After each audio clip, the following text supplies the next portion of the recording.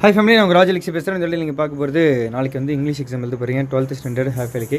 என்னால் முடிஞ்சது இப்போதைக்கு சினானிம்ஸ் அண்ட் டைம்ஸ் வந்து முடிச்சிட்டாங்க. ஓகேங்களா? ஸோ இதுதான் மேக்ஸிமம் ரொம்ப ரிப்பீட்டட் எத்தனை டைம்ஸ் இருக்குது. சினானிம்ஸ் எத்தனை கேட்டிருக்காங்க, ஆன்டைம்ஸ் எத்தனை கேட்குறாங்க. ஃபார் எக்ஸாம்பிள் ப்ரிவாலண்ட்டே எத்தனை கேட்டிருக்காங்க. ஓகே, அது மாதிரிலாம் கொடுத்துருக்குறேன். ஓகேங்களா? ஸோ இதில் எத்தனை டைம்ஸ் போட்டிருப்போம் அதை மட்டும் பார்த்துக்கோங்க. இப்போ ஒரே கொஸ்டினுக்கு நிறைய ஆப்ஷன்ஸ் மட்டும் மாற்றி உள்ள நிறைய ஆப்ஷன்ஸ் மட்டும் மாற்றி கேட்டிருப்பாங்க. ஓகேங்களா? ஸோ அதுவும் நீங்கள் வந்து ஒரு ஆப்ஷன்ஸ்க்காக தான் உங்களுக்கு இதில் கொடுத்துருக்கேன், படிக்கிறதுக்கு ஈஸியாக இருக்குன்ட்டு. ஓகேங்களா?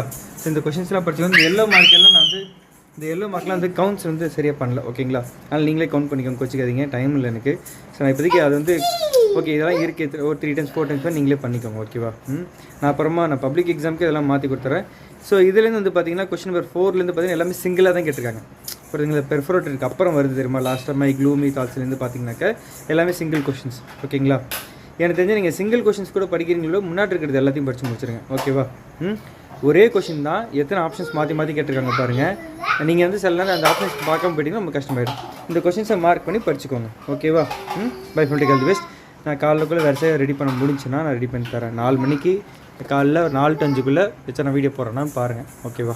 By friend, all the best. Sorry, இன்னும் முடியல, கோச்சிக்காதீங்க.